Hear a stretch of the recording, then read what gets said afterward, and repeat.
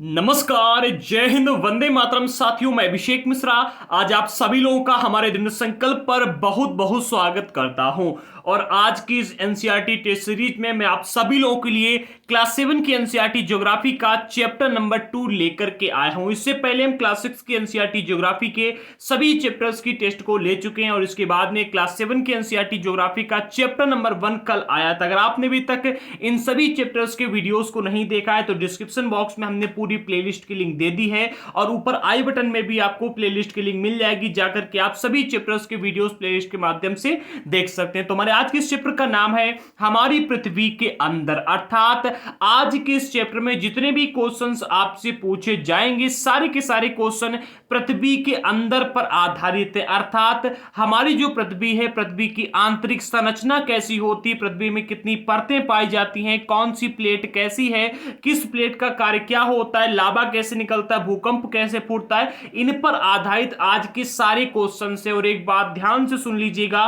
कि पूरे चैप्टर में ऐसा एक भी इंपॉर्टेंट टॉपिक हमने नहीं छोड़ा है जिस पर क्वेश्चन बन सके। याद कर लीजिएगा, अगर कोई क्वेश्चन ऐसा बनता है जो हमारे इस टेस्ट सीरीज में आपसे नहीं पूछा गया हो तो वो क्वेश्चन मेंस में बनेगा, प्रीलिम्स में आपसे ऐसा कोई भी क्वेश्चन नहीं रह जाएगा जो पूछा यहां से ना आए। ओके, आगे बढ़ते हैं। तो हमारे आज की टेस्ट सीरीज का सबसे पहला क्वेश्चन है, पृथ्वी की सतह की सबसे ऊपरी परत को क्या कहते हैं? क्रोड, मेंटल, परपटी या फिर अग्निशैल? जल्दी से इसका आंसर हमको लाइव चैट में नीचे दीजिएगा। और हाँ, मैं आप सभी लोगों से डेली कहता हूं कि मैं आप सभी लोगों के लिए डेली एनसीईआरटी टेस्ट सीरीज का एक पार्ट लेकर के आता हूं, एक चैप्टर लेकर के आता हूं। तो सभी लोग डेली हमारे साथ जुड़ा करें, आंसर दिया करें और स्टार्टिंग से ही अपनी कॉपी और पेन लेकर के बैठ जाया करें। देखें कि आपके कितने क्वेश्चन बिल्कुल करेक्ट जाते हैं और कितने रॉन्ग जाते हैं, और लास्ट में कमेंट बॉक्स में जरूर बताया करें। तो काफी सारे लोग बताते हैं, आप भी बताया करें। चलिए आगे बढ़ते हैं। हमारे आज के सवाल का बिल्कुल करेक्ट आंसर होगा ऑप्शन सी, अर्थात परपटी। याद कर लीजिएगा, पृथ्वी की जो सतह होती है इसकी सबसे ऊपरी परत को हम लोग कहते हैं परपटी, जिस पर हम लोग रहते हैं। ठीक है, ये सबसे पतली परत होती है और परपटी की मोटाई महाद्वीपों एवं महासागरों के नीचे भिन्न भिन्न होती है। चलिए इसी के साथ में आगे बढ़ते हैं। हमारा आज का दूसरा प्रश्न, महाद्वीपीय भाग में परपटी की जो मोटाई होती है वो कितनी होती है? Option A 35 kilometre, option B 40 kilometre, option C 5 kilometre, option D 28 kilometre. जल्दी से इसका आंसर हमको लाइव चैट में दीजिएगा। और हाँ, एक बात याद रखना, सारे क्वेश्चन इंपॉर्टेंट है तो एक एक क्वेश्चन को नोट करते चलिएगा। और जिन लोगों को इसका पीडीएफ चाहिए अर्थात नोट्स चाहिए वो लोग सफलता मंत्र ऐप को डाउनलोड करें। वहां पर आपको हमारे एनसीईआरटी हिस्ट्री के नोट्स अवेलेबल हो चुके हैं, डिस्काउंट भी चल रहा है तो आप बाय कर सकते हैं। और ज्योग्राफी के नोट्स भी वहां पर अवेलेबल हो गए हैं तो आप जाकर के वहां से बाय कर सकते हैं। चलिए इसी के साथ में आगे बढ़ते हैं। हमारे आज के सवाल का बिल्कुल करेक्ट आंसर होगा ऑप्शन ए, अर्थात 35 किलोमीटर। अब समझिएगा, जो महाद्वीपीय भाग होता है यहां पर परपटी की जो मोटाई होती है वो 35 किलोमीटर होती है और जो समुद्री सतह होती है तो समुद्री सतह के नीचे इसकी जो मोटाई होती है वो 5 किलोमीटर होती है। ओके, और इसके बाद में अर्थात जो महाद्वीपीय परपटी इसकी मोटाई महासागरीय परपटी की मोटाई से अधिक होती है। अगर आप परपटी किसे कहते हैं, ठीक है, और महाद्वीप के नीचे परपटी कैसी पाई जाती है, महासागर के नीचे कैसी पाई जाती है, अगर आप इसको डिटेल में समझना चाहते हैं तो इसका समरी वाला वीडियो देख लीजिएगा, आपको समझ में आ जाएगा। आगे बढ़ते हैं। हमारा आज का अगला क्वेश्चन है क्वेश्चन नंबर 3, दिए गए निम्नलिखित कथनों में से कौन सा कथन असत्य है? याद कर लीजिएगा, असत्य समझिएगा। ओके, ऑप्शन ए, महाद्वीपीय परपटी सिलिका एवं एल्यूमिनियम जैसे खनिजों से बनी है। ऑप्शन बी, महासागरीय परपटी सिलिका एवं कॉपर से बनी है। ऑप्शन सी, पृथ्वी की सतह परपटी के नीचे मेंटल व क्रोड परत का विकास हुआ है। ऑप्शन डी, पृथ्वी की सतह पृथ्वी की सबसे आंतरिक परत को क्रोड कहते हैं जो कि मुख्यतः निकेल एवं लोहे से बनी है। जल्दी से इसका आंसर हमको लाइव चैट में दीजिएगा कि इन चारों में से कौन सा कथन असत्य है, ऐसा कौन सा कथन है जो गलत दिया गया है।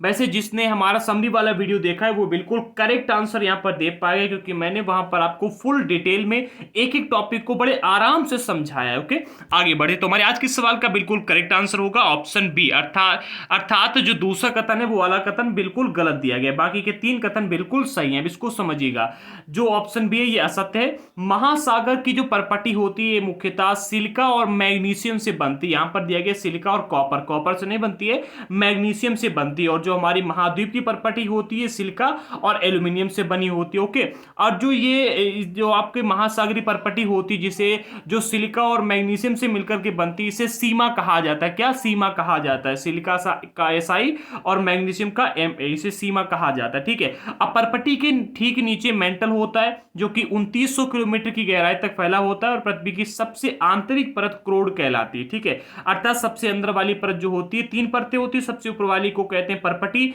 बीच वाली को मेंटल कहते हैं और तीसरी जो बीच वाली सबसे नीचे वाली होती है उसे हम लोग क्या कहते हैं? क्रोड कहते हैं। ठीक है, और जो क्रोड होती है मुख्यतः निकेल एवं लोहे की बनी होती है, अतः इसे निफे कहा जाता है। ठीक है, आगे बढ़ते हैं। हमारा आज का अगला क्वेश्चन है क्वेश्चन नंबर 4।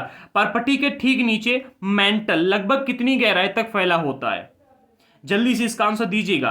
ऑप्शन है 3500 kilometre, option B 2500 kilometre, option C 3200 kilometre, option D 2900 kilometre. देखिए, अगर आपने हमारा इससे पहले वाला क्वेश्चन बहुत ही अच्छे तरीके से समझा है तो इसका आंसर आप लोग एक बार में दे देंगे बिना सोचे समझे। जी हाँ, क्योंकि मैंने अभी आपको बताया। चलिए मैं बताता हूं, इसका आंसर होगा ऑप्शन डी, अर्थात 2900 किलोमीटर। मैंने आपको अभी यहां पर बताया था कि इसकी कितनी होती है गहराई, 2900 किलोमीटर तक ये फैला होता है। ठीक है, अब इसको समझ लीजिएगा। जो मेंटल है ये लगभग 2900 किलोमीटर की गहराई तक फैला होता है और इसके बाद में पृथ्वी की सबसे आंतरिक परत आती है जिसको हम लोग कहते हैं क्रोड। ठीक है, और क्रोड की जो त्रिज्या होती है वो है कुल मिलाकर के 3500 किलोमीटर। ठीक है, अगर तीनों परतों की बात करें तो सबसे ऊपर वाली जो परपटी होती है ये केवल 35 किलोमीटर। ठीक है, ये 35 किलोमीटर वो भी महाद्वीप सतह पर और 5 किलोमीटर कहां पर? महासागरीय सतह पर। ठीक है, इसके बाद में आपको मिलती मेंटल जिसकी चौड़ाई कितनी होती है? 2900 किलोमीटर की गहराई तक फैला और इसके बाद में आती है आपकी ये जिसको कहते हैं क्रोड, सबसे आंतरिक परत, और ये कितने? 3500 किलोमीटर अंदर। ठीक है, आगे बढ़ते हैं। हमारा आज का अगला क्वेश्चन है क्वेश्चन नंबर 5। पृथ्वी की त्रिज्या कितनी है? Option A 7871 kilometre, option B 6371 kilometre, option C 8800 kilometre या फिर ऑप्शन डी 5721 किलोमीटर। जल्दी से इसका आंसर हमको लाइव चैट में दीजिएगा।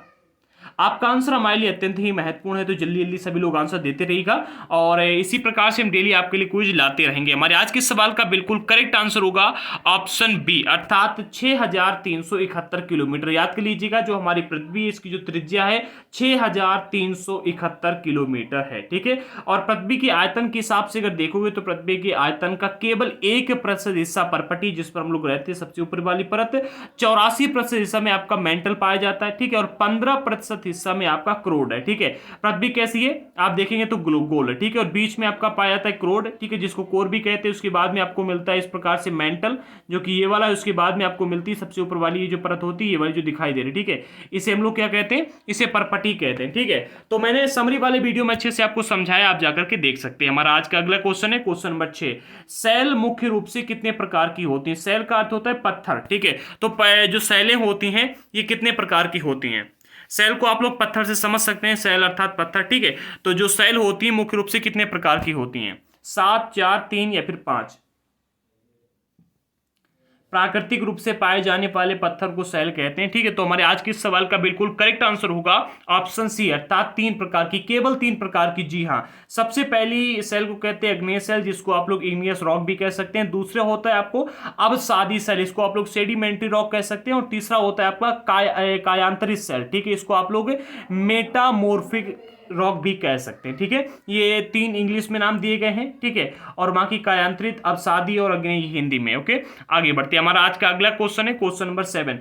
जब द्रवित मैग्मा ठंडा होकर ठोस हो जाता है तब इस प्रकार बने सेल को क्या कहते हैं? ऑप्शन ए जीवाश्म युक्त सेल, ऑप्शन बी कायांतरित सेल, ऑप्शन सी अवसादी सेल, ऑप्शन डी अग्नेय सेल। जल्दी से इसका आंसर हमको लाइव चैट में दीजिएगा। वैसे मैं देखता हूं कि कई सारे लोग डेली हमारे साथ क्विज में ज्वाइन करते हैं, तो आपके अगर यहां पर कोई भी किसी भी एग्जाम की तैयारी कर रहा है तो उसके पास में हमारी एनसीईआरटी की टेस्ट सीरीज को पहुंचाइएगा, क्योंकि देखिए एनसीईआरटी जो है ये हर एग्जाम के लिए इंपॉर्टेंट है। आप किसी भी एग्जाम की तैयारी कर रहे हो, और ज्योग्राफी तो इंपॉर्टेंट है ही। ठीक है, और क्लास 6, 7, 8 की ज्योग्राफी तो मोस्ट इंपॉर्टेंट हो जाती है, तो इसको सभी लोगों के पास में पहुंचाइएगा। आगे बढ़ते हैं। हमारे आज के सवाल का बिल्कुल करेक्ट आंसर होगा ऑप्शन डी, अर्थात अग्नेय सेल। समझिएगा, जब द्रवित मैग्मा ठंडा होकर ठोस हो जाता है तब इस प्रकार बने सेल को हम लोग कहते हैं अग्नेय सेल। ठीक है, और इन्हें प्राथमिक सेल भी कहा जाता है। अग्नेय सेल जो होते हैं 2 प्रकार के होते हैं, एक होता है अंतर्वेदी अग्नेय सेल और दूसरा होता है बहिर्वेदी अग्नेय सेल। ठीक है, अब इन दोनों सेलों को भी आप आगे समझेंगे। वैसे अगर आप जो इन सेलों के बारे में कंप्लीट जानकारी लेना चाहते हैं वो लोग अभी कभी समरी वाला वीडियो देखिएगा, डिस्क्रिप्शन बॉक्स में हमने लिंक दे दिए। आगे बढ़ते हैं। हमारा आज का 8वां सवाल, जब द्रवित लावा पृथ्वी की सतह पर आकर तेजी से ठंडा होकर ठोस हो जाता है तब इस प्रकार बने अग्नेय सेल तब किस प्रकार के अग्नेय सेल का निर्माण होता है। प्रश्न यहां पर किस प्रकार के अग्नेय सेल का निर्माण होता है जब द्रवित लावा पृथ्वी की सतह पर आकर के तेजी से ठंडा होकर ठोस हो जाता है। ऑप्शन ए अंतर्वेदी अग्नेय सेल, ऑप्शन बी बहिर्वेदी अग्नेय सेल, ऑप्शन सी कायांतरित सेल, या फिर ऑप्शन डी इनमें से कोई नहीं। जल्दी से इसका आंसर हमको लाइव चैट में दीजिएगा। वैसे एक बात आपको बता दें कि सारे क्वेश्चन इंपॉर्टेंट है, ठीक है, और इन्हीं टॉपिक पर प्रश्न पूछे जाते हैं। वैसे देखिएगा यहाँ पर क्वेश्चन का टाइप बदल सकता है, जैसे कि यहाँ पर आपको 4 ऑप्शन देकर के ऐसे पूछेगा कि अंतर्वेदी अगले सेल के उदाहरण बताइएगा, ठीक है, या फिर आपसे और को पूछ लेगा, लेकिन टॉपिक चेंज नहीं होगा, प्रश्न इन्हीं टॉपिक पर आएंगे, ऐसे ही आएंगे, ठीक है। तो हमारे आज के सवाल का बिल्कुल करेक्ट आंसर होगा ऑप्शन बी, अर्थात बहिर्वेदी अग्नेय सेल। देखिए बहिर्वेदी अग्नेय सेल से आप समझिए कि बाहर वाली, ठीक है, इसके अंतर्गत क्या होता है कि द्रवित लावा तेजी से ठंडा होकर ठोस हो जाता है और इसलिए इनकी जो संरचना होती है महीन दानों वाली होती है। कैसी? महीन दानों वाली होती है। आप समझिएगा जैसे कि आपने देखा कभी कहीं पर ज्वालामुखी फूटता है तो ज्वालामुखी फूटने के बाद में वहां से लावा निकलता है और लावा निकल के कुछ पृथ्वी की सतह पर आ जाता है, ठीक है, और आकर के तेजी से ठंडा होकर के ठोस होने लगता है, ठीक है। तो जो ये लावा निकल के आता है और बाहर ठंडा होता है, इसको क्या कहते हैं? इसके द्वारा बनी जो सेलें होती है उनको कहते हैं बहिर्वेदी अग्नेय सेल, ठीक है। आगे बढ़ते और इनकी जो संरचना होती है महीन महीन दानों वाली होती है। आगे बढ़ते हमारा आज का 9वां सवाल आप सभी लोगों के सामने है। जब द्रवित मैग्मा भूपर पट्टी के अंदर गहराई में ही ठंडा हो जाता है तब इस प्रकार, यहां पर इस प्रकार होगा, ठीक है, इस प्रकार के सेल का निर्माण होता है। सॉरी यहां सही दिया गया, तब किस प्रकार के सेल का निर्माण होता है, सही दिया गया, बिल्कुल करेक्ट है। जल्दी से इसका आंसर दीजिएगा। जब द्रवित मैग्मा भूपरपट्टी के अंदर ही गहराई में ठंडा होकर के ठोस हो जाता है तब किस प्रकार के सेल का निर्माण होता है? अंतर्वेदी, बहिर्वेदी, या फिर कायांतरित, या फिर इनमें से कोई नहीं। चलिए मैं इसका आंसर आपको बताता हूं। हमारे आज के सवाल का जो बिल्कुल करेक्ट आंसर होगा वह है ऑप्शन ए, अर्थात अंतर्वेदी अग्नेय सेल का निर्माण होता है। अब समझिएगा, जब द्रवित मैग्मा भूपरपट्टी के अंदर ही यानी कि जमीन के अंदर ही गहराई में ठंडा होकर के ठोस हो जाता है तब इस प्रकार से अंतर्वेदी अग्नेय सेल का निर्माण होता है, ठीक है। अब इसके अंदर क्या होता है, जो द्रवित लावा होता है वो धीरे धीरे ठंडा होता है और इसके कारण से इनकी जो संरचना होती है वो बड़े दानों का रूप ले लेती है, ठीक है। जो सेलें होती हैं जो इसके अंदर बनती है वो बड़े दानों का रूप ले लेती हैं। वैसे अगर आपको इन दोनों के बारे में कंप्लीट जानकारी चाहिए फुल डिटेल में तो समरी वाला वीडियो मैं आपसे जरूर कहूंगा कि एक बार देख लीजिएगा। मोस्ट इंपॉर्टेंट चैप्टर है, इससे कई बार कई सारे क्वेश्चंस पूछे गए। आगे बढ़ते हैं, हमारा आज का अगला क्वेश्चन है क्वेश्चन नंबर 10। सेलों की परतों में दबे मृत पौधों एवं जंतुओं के अवशेषों को क्या कहते हैं? अवसाद, खनिज पदार्थ, जीवाश्म, या फिर इनमें से कोई नहीं। जल्दी से इसका आंसर हमको लाइव चैट में नीचे दीजिएगा। वैसे मैं देखता हूं कि आप सभी लोग आंसर देते हैं और जिन लोगों ने सब्सक्राइब करके रखा हुआ है केवल वही लोग आंसर दे पाते हैं, तो आप लोग जल्दी से चैनल को सब्सक्राइब कर लीजिएगा। अगर आपके मन में कोई सवाल है तो कमेंट बॉक्स में मुझसे पूछ लेना। चलिए इसी प्रकार से हम आगे बढ़ते हैं। हमारे आज के सवाल का बिल्कुल करेक्ट आंसर होगा ऑप्शन सी, अर्थात जीवाश्म कहा जाता है। देखिए सेलों की जो परतें होती हैं इनके अंदर दबे मृत पौधों और जंतुओं के अवशेषों को जीवाश्म कहते हैं। अब आप कहोगे कि आखिरकार सेलों के परतों के अंदर ये जो मृत पौधे हो गए या फिर जीव जंतु हो गए वहां पर जाएंगे कैसे? आपने देखा होगा कई जगह पर क्या होता है, काफी सारे पेड़ पौधे जीव जंतु रहते हैं और अचानक वहां पर अगर कोई भूकंप आ गया और भूकंप के बाद में वहां से लावा निकलने लगा तो वहां के जो पेड़ पौधे होंगे वो वहीं पर दब जाएंगे, ठीक है, और इसके बाद में जो जीव जंतु होंगे वो भी वहीं पर दब जाएंगे। तो वो अंदर दबे रहते हैं और जीवाश्म का रूप ले लेते हैं और धीरे धीरे इन्हीं से क्या होता है, जैसे कि आपका कोयला हो गया, ठीक है, पेट्रोलियम हो गया, आदि चीजों में परिवर्तित हो जाते हैं और इन्हीं को जीवाश्म कहा जाता है। आगे बढ़ते हैं, हमारा आज का अगला क्वेश्चन है क्वेश्चन नंबर 11, इंपॉर्टेंट है। अवसादी सेलों के संदर्भ में निम्नलिखित में से कौन सा या फिर कौन से कथन सत्य हैं? ऑप्शन ए, अवसादी सेलों का निर्माण विभिन्न प्रकार के सेल अवसादों के निक्षेपण के द्वारा होता है। ऑप्शन बी, इन सेलों में जीवाश्म भी पाए जाते हैं। ऑप्शन सी, ये सेल अपेक्षाकृत कम कठोर होती हैं। ऑप्शन डी, उपरोक्त तीनों कथन सत्य हैं। जल्दी से इसका आंसर हमको लाइव चैट में दीजिए कि इन चारों में से कौन सा कथन सत्य होगा।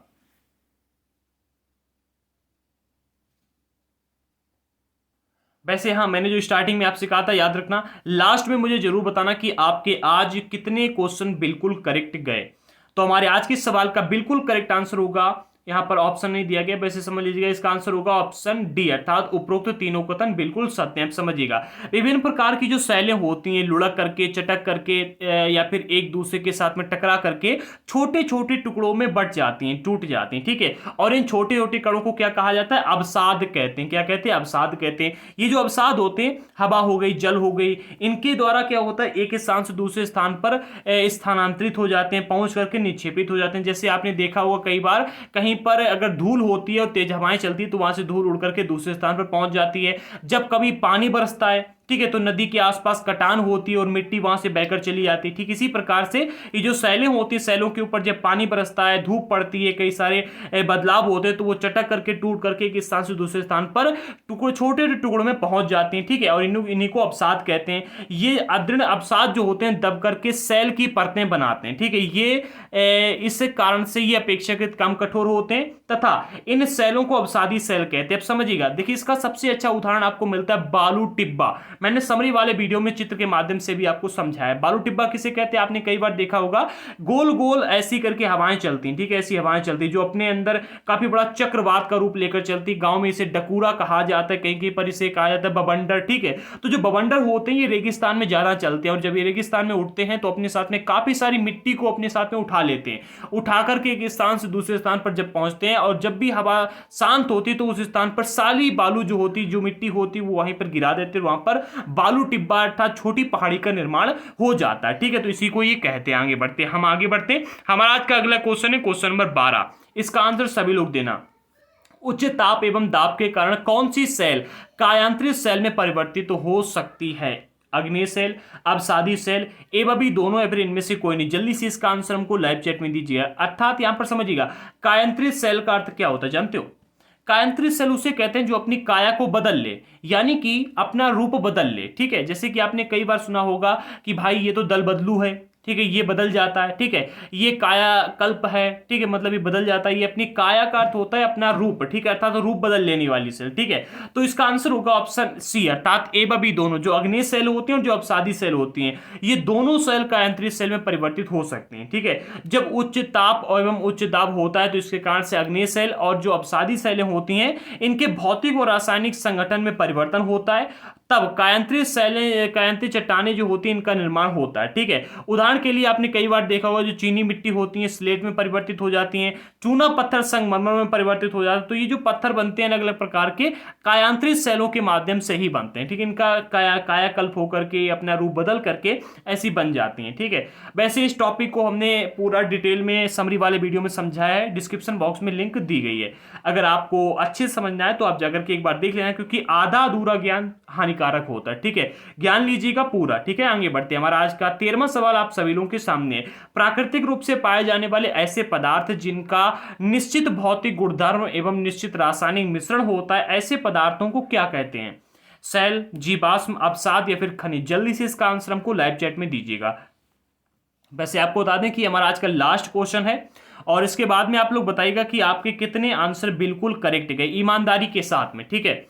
और आप किस एग्जाम की तैयारी कर रहे हैं एक बार जरूर बता देना नीचे लाइव चैट में, ताकि हम भी समझ सकें कि कितनी किस किस एग्जाम की तैयारी करने वाले स्टूडेंट हैं जो यहाँ पर एनसीईआरटी को पढ़ रहे हैं। वैसे एक स्पेशल वीडियो एक आने वाला है इसी टॉपिक पर।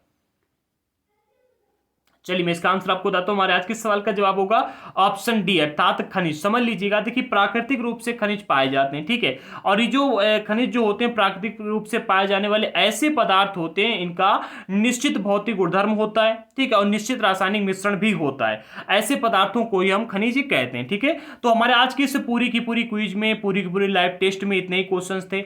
अगर आपको ये हमारी टेस्ट सीरीज अच्छी लग रही है तो एक बार लाइक कर दीजिएगा और कमेंट बॉक्स में ये जरूर बताना कि हमारी पूरी टेस्ट सीरीज आपको कैसी लगी। अगर आपने अभी तक पीछे के वीडियोस को नहीं देखा है तो एक बार जाइएगा, जरूर देखिएगा। सारे क्वेश्चन मोस्ट इंपॉर्टेंट हैं। आप किसी भी एग्जाम की तैयारी करें तो आपके लिए इंपॉर्टेंट नहीं, मोस्ट इंपॉर्टेंट रहेंगे। ओके, तो मिलते हैं अगले वीडियो के साथ में। और हाँ, एक मिनट, जिन लोगों को इसका पीडीएफ चाहिए, इसके नोट्स चाहिए, लोग अभी कभी सफलता मंत्र ऐप को डाउनलोड कीजिएगा। नीचे डिस्क्रिप्शन बॉक्स में हमने लिंक दे दी, सफलता मंत्र ऐप पर आपको हमारे नोट्स मिल जाएंगे। आप अभी जाकर के बाय कर सकते हैं। और नोट्स को हमने बड़े संतुलित तरीके से बनाया है, एक एक चीज को अपडेट करके रखा है, तो आप जाकर के बाय कर सकते हैं। मिलते हैं अगले वीडियो के साथ में, तब तक के लिए जय हिंद साथियों।